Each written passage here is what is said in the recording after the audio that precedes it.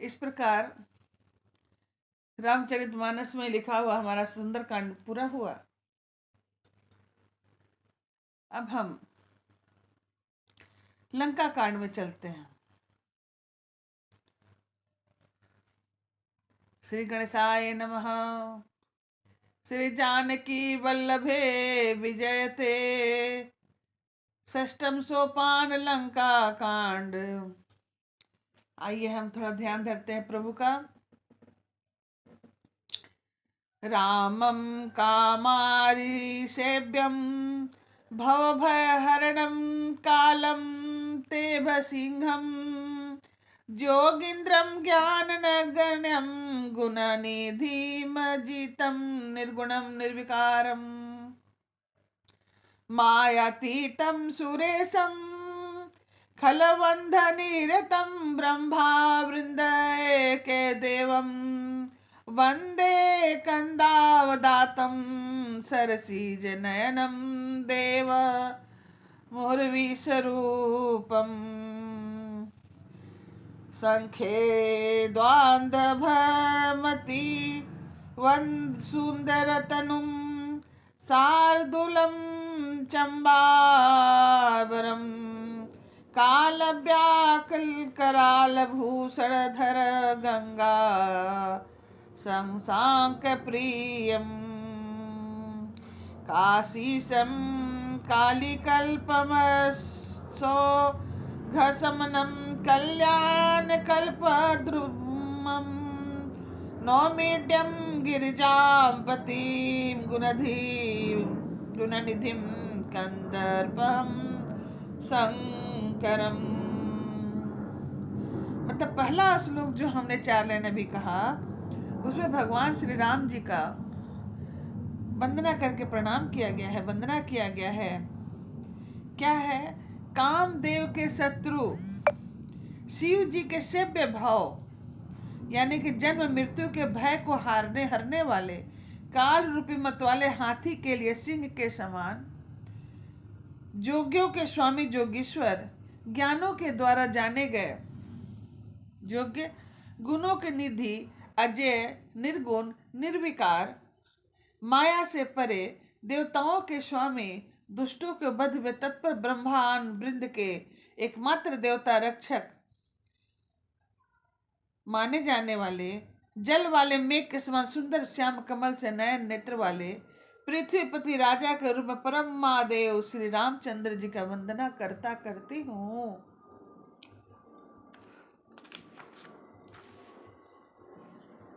शंख और चंद्रमा सी कांति के अत्यंत सुंदर शरीर वाले, व्याघ्र चर्म के वस्त्र वाले,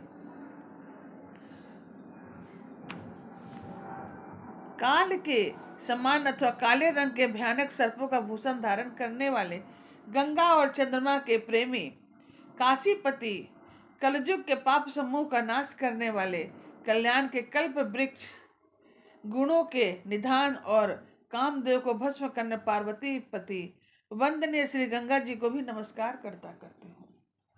यो ददाति संताम शंभु कैवल्यमपि दुर्लभम खालानां दंडो कृतो असो शंकर संतनो तुम्हें। यानी कि जो सत्पुरुषों को अत्यंत दुर्लभ कैवल्य मुक्ति तक दे डालते हैं और दुष्टों को दंड देने वाले हैं, वे कल्याण करे श्री शंभु मेरे कल्याण का विस्तार करें। लवनी में से परमाणु जुगा बरस कलप सर चंड भज सिद्ध मन ते ही राम को कालू जासु को दंड। सिंधु बचन सुनि राम सचिव बोली प्रभु अस कहु अब बिलम के काम करहूँ सेतु तरह कटुकु। सुनहु भानु कुल केतु जामवंत कर जोर कहा नाथ नाम तव सेतु नर चढ़ी भव सागर तरहिम। समुद्र के वचन सुनकर प्रभु श्री राम जी ने मुनियों मंत्रियों को बुलाकर ऐसा कहा कि अब विलंब किस लिए हो रहा है? सेतु पुल तैयार करो। तब जामवंत जी ने हाथ जोड़कर कहा कि हे सूर्यकल के ध्वजा रंग स्वरूप, कृति को आगे बढ़ाने वाले श्री रामचंद्र जी, सुनिए। हे नाथ, सबसे बड़ा सेतु तो आपका नाम ही है, जिस पर चढ़कर, जिसका आश्रय लेकर मनुष्य संसार रूपी नाव से पार हो जाता है। यह लघु जलधि तरत करित बारा, यस सुनि पुनि कह पवन कुमारा। प्रभु प्रताप बड़वानल भारी, सो से प्रथम पयो निधि बारी। तब रिपु नारी रुदन जल धारा, भयहु भय होरी भयहु तेहि खारा। सुनियति उकति पवन सुत केरी, हर्ष कपि रघुपति तनहेरी। जामवंत बोले दो भाई, नल नील सब कथा सुहाई। राम प्रताप सुमरी मन माही, कौतुक एक भालू कपि करहूं। धावहु मरकट बिकट बरू था, आनहु बिटप गिरन के जूथा। सुनि कपि भालू चले करि हुहा, जय रघु वीर प्रताप समूहा। अति उतंग गिरिपाद पर, लीलहि लेहि उठाय। आनि देहि नल नीलहि, रचहित सेतु बनाय।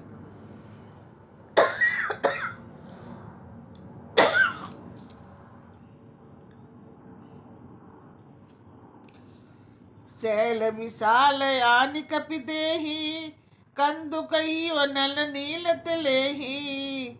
देखि सेतु अति सुंदर रचना, बिहसि कृपा सिंधु बोले बचना।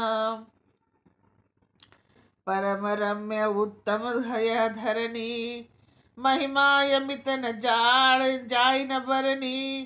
करहु यहाँ शंभु थापना, मोर हृदय परम कल्पना। मतलब जब समुद्र में राम सेतु बांधने की बात आई,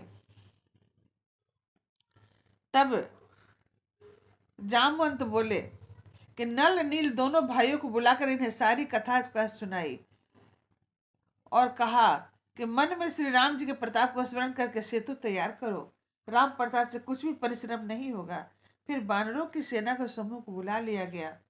जब सब लोग मेरी विनती सुनिए, अपने हृदय में श्री राम जी के चरणों के कमलों को धारण लीजिए और सब भालू और बानर एक होकर खेल कीजिए।